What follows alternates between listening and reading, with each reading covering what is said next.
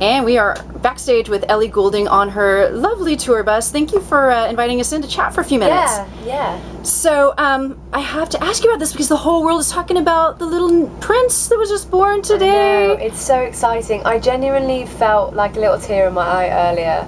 Obviously I performed for them a few years ago, and I got to hang with them and get to know them, and they're just really, really lovely human beings who deserve every happiness. And it really is like a fairy tale. I think that's why people become so invested in it. And isn't it just lovely? You know, there's so many nasty things going on in the world, that there's just one thing that gives everyone hope and keeps everyone happy and interested in. And I think it's really awesome. So my question is, do you get them a gift? Do people get princess gifts? What are you going to get them? Oh, I have no idea. I haven't thought about it yet, but yeah, I don't know. Like there's my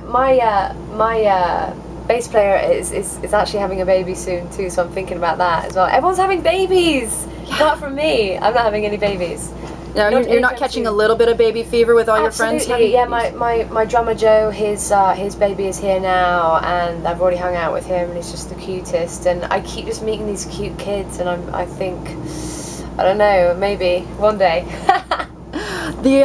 I have to ask you about something, and we'll get to your music in just a second, but I have to ask you about this because I downloaded the Nike app for running, and one day I'm running, and you came on and congratulated me at the end, and I thought that was just so awesome. I mean, you're way into it, aren't you? I'm pretty into my running, yeah, and fitness and stuff. I just, a few people have been like confused by that, but it's kind of easy for athletes to be like, you go girl, and like, giving people motivation and stuff. But obviously, like, when you're an athlete, like it's I don't know, I think it's a good thing that it's not an athlete for a change giving someone motivation, just because I'm a normal person. I'm not, I don't train every day, like it's not my job and all that kind of stuff. So I think it's good to like get motivation off someone who just does it for fun.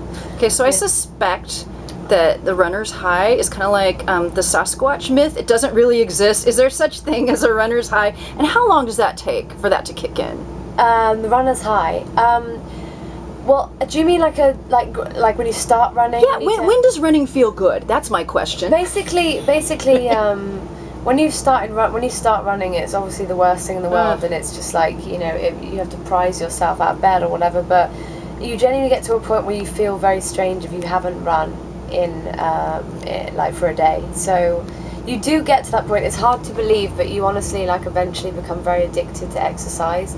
It's a scientific fact that you get addicted because you get addicted to the endorphin release. There's other things that do that too. But yeah, you just trust me, you do get to that point. Got to stick with it. Yeah. I've recently gotten very hooked on some of your British TV shows, Downton Abbey and Sherlock. I want to know, because you guys get your shows sooner than we do over here, what are some other like must keep an eye out for, must watch shows on the BBC?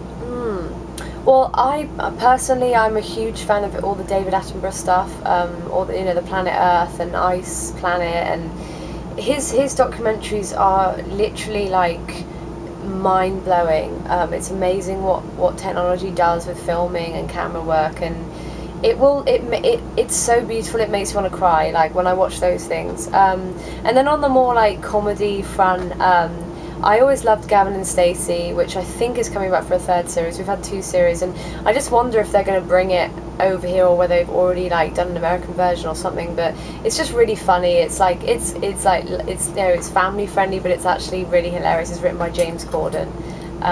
So yeah, I would recommend that. I love the collaboration that you did with Calvin Harris, and I actually really love the leap from the first album to the second one. I feel like your music has really progressed. Where's your music going, looking ahead to maybe album 3? It's very hard to tell because I still have an affinity with electronic music. I'm still like, anytime an electronic artist posts me a song or like a backing track or whatever, I'm desperate to work on it.